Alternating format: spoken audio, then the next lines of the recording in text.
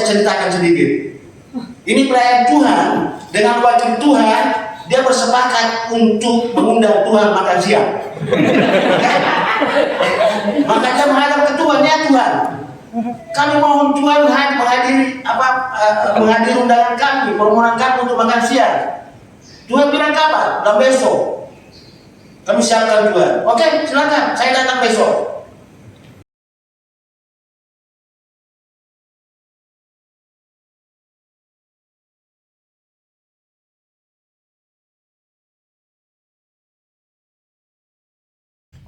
Hai teman-teman semua, ketemu lagi sama aku Leni Siregar di channel Leni Siregar. Kali ini aku mau mengangkat tentang seminar yang beberapa hari lalu itu mengulas tentang Jenderal Ahana Sution.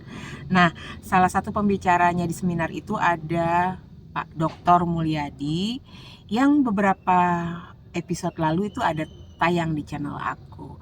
Nah, aku rasa kita perlu ya untuk mengetahui, untuk memperluas wawasan kebangsaan kita, terutama masalah kedaulatan bangsa nih yang saat ini sedang di ujung tanduk ya.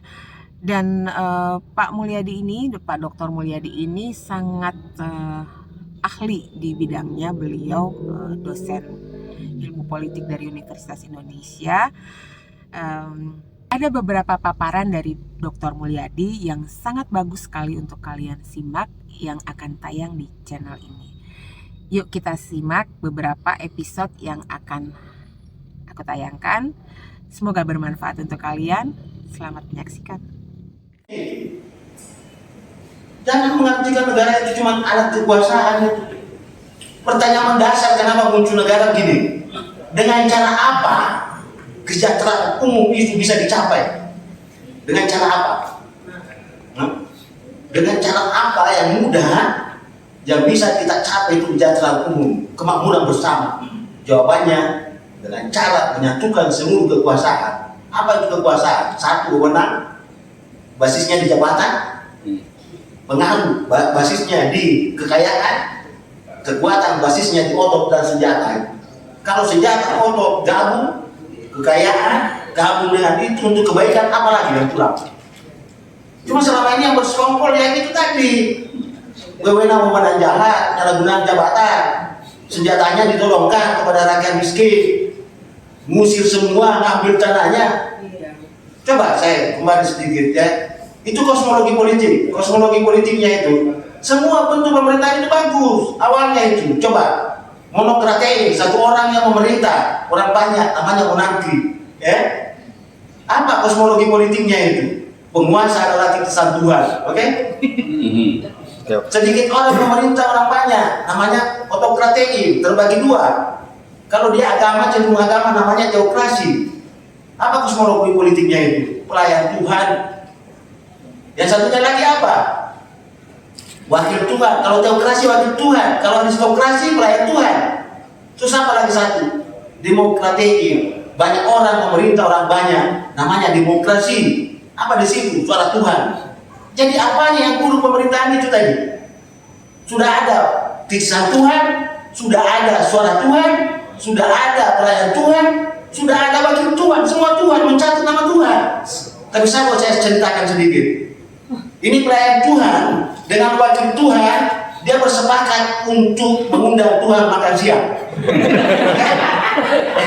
Maka dia menghadap ke Tuhan, ya Tuhan, kami mohon Tuhan menghadiri undangan kami, permohonan kami untuk makan siang.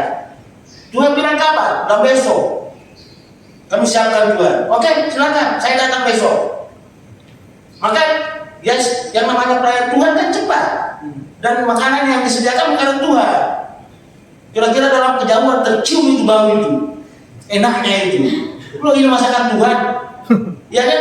Pelayan Tuhan yang bikin, wakil Tuhan yang bikin, dan tentu masuk makanan Tuhan. Mendekatlah orang itu berkumpul.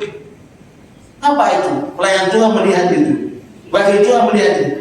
Kenapa kamu datang ke sini? Kami bilang itu ada makanan Tuhan itu, harum sekali baunya itu, enak sekali. Kami tidak boleh. Kau menjauh. Ini bukan makananmu. Kau makanan kelas terendah. Itu. Ini makanan Tuhan. maka pergilah dia. Oke? Ini pelayan Tuhan dengan wakil Tuhan menunggu itu kedatangan Tuhan. Sampai waktu yang ditentukan tidak ada Tuhan datang.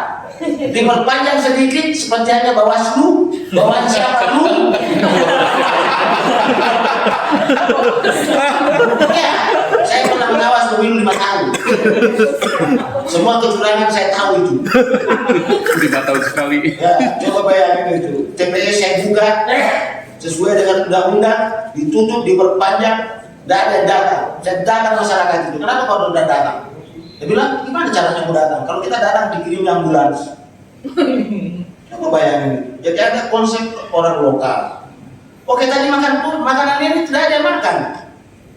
Maka makanan Tuhan, karena Tuhan tidak datang. Maka besoknya dia menghadap pada Tuhan. Ya Tuhan, kami sudah siapkan makanan yang enak sekali. Kenapa Tuhan tidak datang? Kata si pelayan Tuhan dengan wakil Tuhan. Dia bilang, bodoh kau. Kau tidak mengenal saya. Saya sudah datang kemari, tapi kau usir saya. Apa maksudnya itu?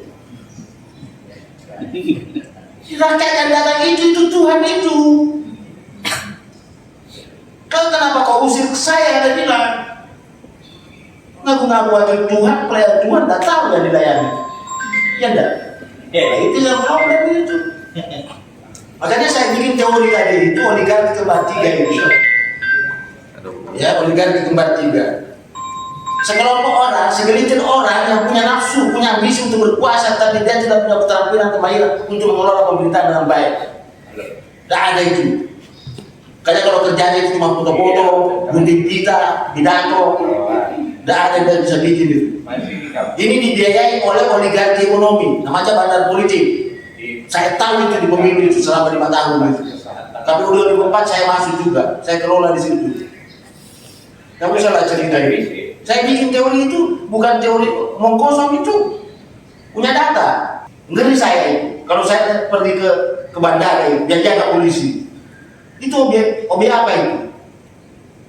Objek vital, bukan alat vital itu. Objek vital. Kenapa polisi yang jaga? Seharusnya militer di situ. Ada bernegara ini, tidak paham bernegara. Tugasnya polisi itu tentang order. Polisi itu cuma tugasnya 3. Apa itu? Mencium bid'ah itu kriminal. Makanya dia dilengkapi dengan detektif kriminal. Yang kedua patroli untuk jaga Mulyadi, jaga hartanya. Jangan diganggu. Mana saya disuruh ronda? Mana saya belajar dengan baik? Terlalu bodoh dia berpikir. Itu fungsi negara ini. Apalagi fungsinya lalu lintas. Saya bertanya, apakah polisi itu penegak hukum? Bukan. Dan masuk dalam teori negara itu. Ya. Oke? Sudah paham? Tapi kalau melaksanakan fungsi pembantuan, ya. Apa fungsinya militer? Militer saya cuma satu, bertemu sampai mati. Makanya itu kalau saya lihat latihan itu nembak, kalau saya pimpinannya, ya kalau saya menteri pertahanan, urusanku cuma 2, ya, dengan DPR, otoritas sipil. Bagaimana militer itu digunakan, jangan disalahgunakan. Bagaimana pembangunan kekuatan militer, tentang pembinaan kekuatan militer itu otonominya dia, urusannya dia. Mau taruh pangkatnya di mana, warna apanya dan sebagainya, itu urusannya dia. Yang penting saya sediakan sepatu, biaya, rumah, logistik. Kalau latihan nembak, dikasih peluru cuma 10, satu salah disuruh pusat. Apa yang terjadi? Ahli pusat, bukan ahli nembak. Kalau saya punya militer itu saya kasih dalam berkarung-karung. Satu salah, apa hukum mau ya? Salah tembak kamu udah salah sasaran 10 peluru, salah lagi 10 lagi. Akhirnya lama-lama dia tinggal malam kan nembak, kena dia karena sudah terbiasa. Ngantuk aja kena, karena sudah ahli nembak. Itu yang dibutuhkan itu urusannya otoritas sipil. Masa tentara dikandangin? Siapa bilang ada reformasi? Tidak ada reformasi, yang ada itu deformasi, perusahaan.